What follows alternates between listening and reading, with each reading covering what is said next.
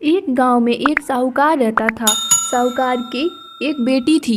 वह हर रोज पीपल सींचने जाती थी। पीपल के वृक्ष में से लक्ष्मी जी प्रकट होती थी और चली जाती। एक दिन लक्ष्मी जी ने साहूकार की बेटी से कहा, तू मेरी सहेली बन जा। तब लड़की ने कहा कि मैं अपने पिता से पूछकर कल आऊँगी। साहूकार की बेटी ने घर जाकर अपने पिता को सारी बात कह दी।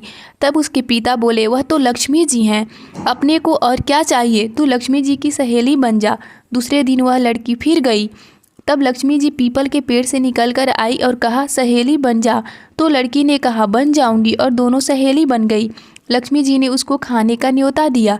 घर आकर लड़की ने माँ बाप को कहा कि मेरी सहेली ने मुझे खाने का न्योता दिया है। तब बाप ने कहा कि सहेली के जीवने जाइयो, पर घर को संभाल कर जाना।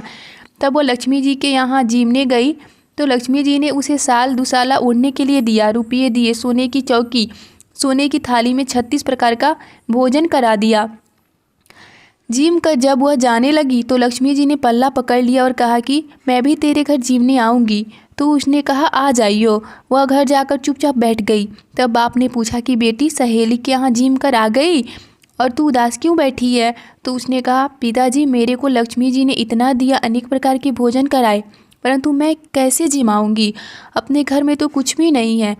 तब उसके पिता ने कहा कि गोबर मिट्टी से चौका लगाकर घर की सफाई कर ले, 4 मुख वाला दिया जलाकर लक्ष्मी जी का नाम लेकर रसोई में बैठ जाना।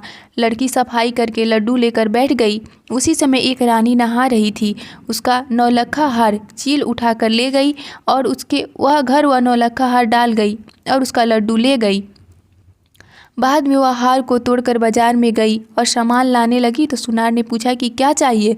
तब उसने कहा कि सोने की चौकी, सोने का थाल, साल दुसाला दे दे, मुहर दे दे और सामग्री दे दे, 36 प्रकार का भोजन हो जाए, इतना सामान दे दे। सारी चीज़ें लेकर बहुत तैयारी करी और रसोई बनाई। तब गणेश जी से कहा कि लक्ष्मी जी को बुलाओ। आगे आगे गणेश जी और पीछे पीछे लक्ष्मी जी आई।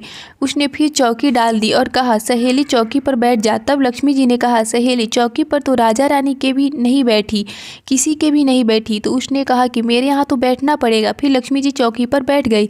तब उसने बहुत खातिर की, जैसे लक्ष्मी जी ने करी थी वैसे ही उसने करी। लक्ष्मी जी उस पर खुश हो गई। घर में खूब रुपया एवं लक्ष्मी हो गई। साहूकार की बेटी ने कहा, मैं अभी आ रही हूँ, तुम यहीं बैठी रहना। और वह चली गई। लक्ष्मी जी गई नहीं और चौकी पर बैठी रही। उसको बहुत दौलत दी। हे लक्ष्मी जी, जैसा तुमने साहूकार की बेटी को दिया वैसा सबको देना। कहते सुनते हुंकारा भरते अपने सारे परिवारों को दियो। पीहर में देना, ससुराल में देना, बेटे पोते को देना। हे लक्ष्मी माता, सबका कष्ट दूर करना, दरिद्रता दूर करना, सबकी मनोकामना पूर्ण करना। यह थी लक्ष्मी माता की कहानी।